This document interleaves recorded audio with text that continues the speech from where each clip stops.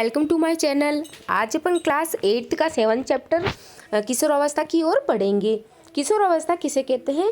इसका आंसर है कि वृद्धि एक प्राकृतिक प्रक्रम है। अपने को पता है प्राकृतिक प्रक्रम ऐसा नहीं है कि अपना एक ही दिन में वृद्ध बड़े हो जाएंगे। ये धीरे धीरे प्राकृतिक प्रक्रम में धीरे धीरे स्लोली प्रोसेस के द्वारा होता है। जीवन काल की वह अवधि जब शरीर में ऐसे परिवर्तन होते हैं जिसके परिणाम स्वरूप जनन परिपक्वता आती है, किशोर अवस्था कहलाती है। सेकंड क्वेश्चन है कि यौन आरंभ का सबसे महत्वपूर्ण परिवर्तन क्या है? कि कैसे पता चलेगा कि यौन आरंभ स्टार्ट हो गया है? लड़कियों व लड़कियों की जनन क्षमता का विकास होना ही एक महत्वपूर्ण परिवर्तन होता है। यौन आरंभ की दिखाई देने वाली सबसे महत्वपूर्ण परिवर्तन क्या है? लंबाई में एकाएक वृद्धि यौन आरंभ के दौरान होने वाले सबसे अधिक दृष्टिगोचर परिवर्तन होता है।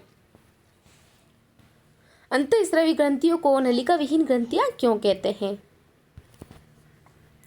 बाह्य स्रावी ग्रंथियां होती हैं उनको तो अपन नलिका युक्त ग्रंथियां कहते हैं, क्योंकि उनके जो भी हार्मोन होते हैं वो सीधे नलियों के अंदर ही बहते हैं। और जो अंतःस्रावी ग्रंथियां होती हैं उनको नलिका विहीन कहते हैं, क्योंकि उनमें जो भी हार्मोन होते हैं वो सीधे रुधिर के अंदर प्रवाहित होते हैं, उनमें नलियां नहीं होती, सीधे रुधिर में जाके मिलते हैं, इसीलिए इन्हें नलिका विहीन ग्रंथियां भी कहते हैं। किशोर अवस्था में व्यक्तियों के चेहरों पर फुंसियाँ और मुहासे अधिक क्यों हो जाते हैं? किशोर अवस्था में व्यक्तियों की तेली ग्रंथियाँ अधिक क्रियाशील हो जाती, क्यों? क्योंकि जब भी जनन परिपक्वता आ जाती है उसके हिसाब से किशोर अवस्था में तेली ग्रंथियाँ अधिक स्रावित करने लग जाती है और अधिक क्रियाशील हो जाती हैं, जिनके कारण चेहरे पर फुंसियाँ और मुहासे अधिक होने लगते हैं। गौण, जो भी गौण लैंगिक लक्षण होते हैं, गौण मतलब जो मुख्य नहीं है, सेकेंडरी। गौण लैंगिक लक्षण वे लक्षण होते हैं जो यौन आरंभ के दौरान वर्षण और अंडाशय, शुक्राणु एवं अंडाणु उत्पन्न करते हैं। जो भी वर्षण होता है वो तो शुक्राणु उत्पन्न करते हैं, जो अंडाशय होता है वो अंडाणु उत्पन्न करते हैं। तथा लड़कियों में स्तनों का विकास होने लगता है तथा लड़कों के चेहरों पर बाल उगने लगते हैं, अर्थात दाढ़ी मूछें आने लगती हैं। ये लक्षण क्योंकि लड़कियों को लड़कों से पहचानने में सहायता करते हैं, तो ये गौण लैंगिक लक्षण कहलाते हैं। अर्थात लड़के और लड़कियों में डिफरेंस कैसे होगा, ये गौण लैंगिक लक्षणों के द्वारा ही पता चलता है। नेक्स्ट क्वेश्चन है किशोर और किशोरियों में यौन आरंभ के समय कौन कौन से शारीरिक परिवर्तन होते हैं? जो लंबाई होती है वो लंबाई में वृद्धि हो जाती है, जैसे कि अपन देखते हैं लड़के होते हैं वो जल्दी लंबे हो जाते हैं, और शारीरिक आकृति में भी परिवर्तन होता है, दुबले से हो जाते हैं। स्वर में परिवर्तन होता है, क्योंकि जो स्वर ग्रंथि होती हैं वो भारी हो जाती हैं, और जो भी स्वर होता है वो भारी आवाज़ आने जैसे, अर्थात वयस्क धीरे धीरे वो वयस्क में रूपांतरित हो रहे हैं, इसलिए थोड़ी आवाज़ में भारीपन आ जाता है।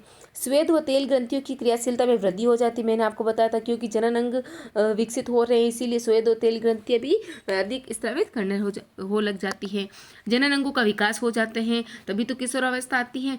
मानसिक बौद्धिक और संवेदनात्मक परिपक्वता आ जाती है। मानसिक मतलब मेंटली, बौद्धिक मतलब अपनी संज्ञानात्मक विकास हो जाता है, संवेदनात्मक मतलब अपनी संवेदनाओं के द्वारा अपने कुछ फीलिंग आने लग जाती है, वो परिपक्वता आने लग जाती है, और गौण लैंगिक लक्षण उत्पन्न होने लगते हैं।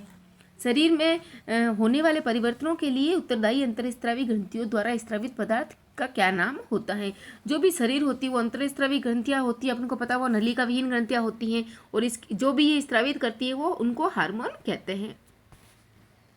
ऋतुस्राव क्या है, वर्णन कीजिए। जब अंडाणु का निषेचन नहीं हो पाता तब उस स्थिति में अंडाणु तथा गर्भाशय का मोटा स्तर उसकी रुधिर वाहिकाओं सहित निस्तारित हो जाता है, इसे ऋतुस्राव या फिर रजोधर्म कहते हैं।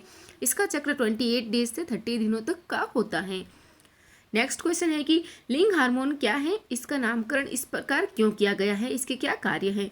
जो वर्षण और अंडाशय होते हैं वो अंतःस्रावी ग्रंथियां भी होती हैं जिनसे हार्मोन स्रावित होते हैं। ये हार्मोन होते हैं, इनको लिंग हार्मोन कहते हैं। ये हार्मोन गौण लैंगिक लक्षणों के लिए उत्तरदायी होते हैं, अर्थात जो भी गौण लैंगिक लक्षण उत्पन्न होते हैं वो इन अंडाशय और वर्षण अंतःस्रावी ग्रंथियों के द्वारा ही होते हैं, इसीलिए इन्हें लिंग हार्मोन कहते हैं। ये पीयूष ग्रंथि द्वारा कंट्रोल होते हैं, अर्थात जो भी अंडाशय और वर्षण से द्वारा जो भी हार्मोन स्रावित होना होता है ये पीयूष ग्रंथि उसको कंट्रोल करती हैं। लिंग गुणसूत्र किसे कहते हैं? वे गुणसूत्र जो मनुष्य में लिंग का निर्धारण करते हैं उन्हें लिंग गुणसूत्र कहते हैं। ये 2 प्रकार के होते हैं, एक्स और वाई।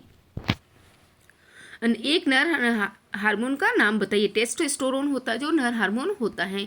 एक मादा हार्मोन का नाम बताइए। एस्ट्रोजन होता है वो मादा हार्मोन होता है। किस ग्रंथि को मास्टर ग्रंथि कहते हैं? पीयूष ग्रंथि, या फिर इसका दूसरा नाम है पिट्यूटरी ग्रंथि। लड़कों में लैंगिक परिवर्तन के लिए उत्तरदायी हार्मोन का नाम लिखिए। टेस्टोस्टेरोन। लड़कियों में एस्ट्रोजन। स्त्रियों में जनन काल की अवधि कितने समय तक रहती है? स्त्रियों में जनन काल की अवधि 10 से 12 वर्ष से आरंभ होकर 40 से 45 वर्ष की आयु में समाप्त हो जाती है। मनुष्य में लिंग निर्धारण कैसे होता है? मनुष्य में जब एक्स गुणसूत्र वाला अंडाणु को निषेचित करता है तो युग्मनज में 2 एक्स गुणसूत्र होंगे जिससे कि वह मादा शिशु में विकसित होगा। यदि अंडाणु को निषेचित करने वाला शुक्राणु वाई गुणसूत्र है तो वह नर शिशु विकसित करेगा। जैसे कि देखो ये एक्स एक्स होगा तब तो ये मादा शिशु, और एक्स वाई होगा वो नर शिशु, क्योंकि जो भी ये होते हैं लड़के होते हैं उनमें एक्स वाई होता है और जो भी गर्ल्स होती है उनमें एक्स एक्स होता है। अब एक्स एक्स तो मतलब कॉमन है, ये तो है ही है, इसका तो एक्स ही आएगा, भले ये वाला एक्स आओ भले ये वाला एक्स आओ, कोई भी एक्स आ गया। अब इसमें से अगर एक्स आएगा यहाँ पे तब तो लड़की मादा का विकसित होगा गुणसूत्र, और अगर वाई आ गया ये वाला तो एक्स और वाई बन जाएगा, अर्थात नर शिशु में विकसित होगा।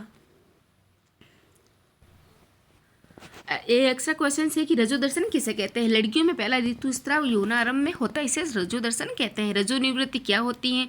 रजोनिवृत्ति मतलब खत्म हो जाना रजोधर्म का। 40 से 45 वर्ष की आयु में ऋतुस्राव रुक जाता है, इसे रजोनिवृत्ति कहते हैं, अर्थात उससे मुक्ति मिलना। गोइटर किस ग्रंथि का रोग है? थायराइड ग्रंथि का रोग है। किस पदार्थ की कमी से शरीर में गोइटर रोग होता है? आयोडीन की कमी से। मधुमेह रोग का क्या कारण है? मधुमेह रोग इंसुलिन हार्मोन की कमी से होता है। शरीर में नमक की मात्रा को किस ग्रंथि द्वारा स्रावित हार्मोन के द्वारा नियंत्रित किया जाता है? जो एड्रेनलिन ग्रंथि होती हैं उसके द्वारा नमक की मात्रा को कंट्रोल किया जाता है। एड्रेनलिन हार्मोन के क्या क्या कार्य होते हैं? ये क्रोध, चिंता और उत्तेजना की अवस्था में तनाव के संयोजन का कार्य करती हैं। कौन सी ग्रंथि वृद्धि हार्मोन को स्रावित करती है? पीयूष ग्रंथि होती है, वो सोमेटोटिन करके हार्मोन होता है उसको स्रावित करती है। पीयूष ग्रंथि द्वारा वृद्धि हार्मोन होता है। वृद्धि हार्मोन के कार्य लिखिए। वृद्धि हार्मोन व्यक्तियों में सामान्य वृद्धि को बढ़ाता है। इंसुलिन हार्मोन के कार्य लिखो। यह रक्त शर्करा की मात्रा को नियंत्रित करता है। जो भी रक्त होता है ब्लड के अंदर जो भी ग्लूकोज की मात्रा होती है उसको नियंत्रित इंसुलिन करता है और ये अग्नाशय द्वारा स्रावित होता है। कायांतरण किसे कहते हैं? लार्वा से वयस्क में बनने के परिवर्तन को कायांतरण कहते हैं। कीटों में कायांतरण नियंत्रण किसके द्वारा होता है? कीटों में कायांतरण नियंत्रण कीट हार्मोन के द्वारा होता है। कभी कभी टेडपोल वयस्क मेंढक में परिवर्तित नहीं हो जाते, क्यों? मतलब ये नहीं हो पाते, क्यों? यदि अपन को पता है टेडपोल का मेंढक में या फिर वयस्क मेंढक में परिवर्तित होना कायांतरण कहलाता है। यदि जल में पर्याप्त मात्रा में आयोडीन नहीं होती तो वो अपना कायांतरण नहीं कर पाते, अर्थात टेडपोल से वयस्क में परिवर्तित नहीं हो पाते, क्योंकि उसमें आयोडीन की कमी है। आयोडीन की उपस्थिति में ही कायांतरण मेंढकों में संभव होता है। स्वास्थ्य की परिभाषा लिखो। व्यक्ति का शारीरिक एवं मानसिक विसंगति मुक्त होना ही उस व्यक्ति का स्वास्थ्य कहलाता है। किशोरावस्था में संतुलित आहार की आवश्यकता क्यों पड़ती है? क्योंकि तीव्र वृद्धि और विकास की अवस्था होती है। जो भी किशोरावस्था होती है शरीर में वृद्धि और विकास के लिए संतुलित आहार की आवश्यकता होती है, अर्थात पूरे विकास और वृद्धि के साथ उनमें मानसिक विकास भी हो सके और शारीरिक वृद्धि भी हो सके। संतुलित आहार किसे कहते हैं? वह भोजन जिसमें पर्याप्त मात्रा में सभी पोषक तत्व उपस्थित हो उसे संतुलित आहार कहते हैं, अर्थात सभी पोषक तत्व कौन कौन से? कार्बोहाइड्रेट, प्रोटीन, विटामिन, खनिज, लवण और वसा और मिनरल्स। एक संतुलित भोजन का नाम लिखिए। दूध होता है, उसमें सारे प्रकार के पोषक तत्व पाए जाते हैं, अर्थात कार्बोहाइड्रेट भी है इसमें, प्रोटीन भी है, फैट भी है इसमें, और विटामिन्स और खनिज लवण भी इसमें पाए जाते हैं। उस तत्व का नाम बतलाइए जो रुधिर का निर्माण करता है। जो आयरन होता है वो रुधिर का निर्माण करता है, अर्थात हीमोग्लोबिन में लौह तत्व आयरन यूज होता है। एड्स क्या है? ये कैसे फैलता है? एड्स एक खतरनाक विषाणु या फिर वायरस के द्वारा फैलता है। ये इन तरीकों से फैलता है। संक्रमित रक्त या फिर सिरिंज के द्वारा। अगर कोई इन्फेक्टेड सिरिंज है जिसको यूज़ ली हुई सिरिंज को अगर दूसरे में वापस यूज़ ले ली जाती है तब भी एड्स का खतरा रहता है। और कोई व्यक्ति पहले से इन्फेक्टेड है एड्स से, उसके रक्त को दूसरे रक्त उसी रक्त के सिरिंज से दूसरे को उसी रक्त रक्त को उसी सिरिंज से दूसरे को कुछ उस सिरिंज को यूज़ लेना दूसरे आदमी के लिए है। और पीड़ित माँ से शिशु में दूध के द्वारा, अगर कोई माँ है उसको एड्स है तो शिशु में जब भी वो दूध स्तनपान कराएगी तो उस शिशु में एड्स का होने का खतरा बढ़ जाता है। एड्स रोगी से लैंगिक संपर्क द्वारा। ये हो गया इधर फिनिश। Thank you friends.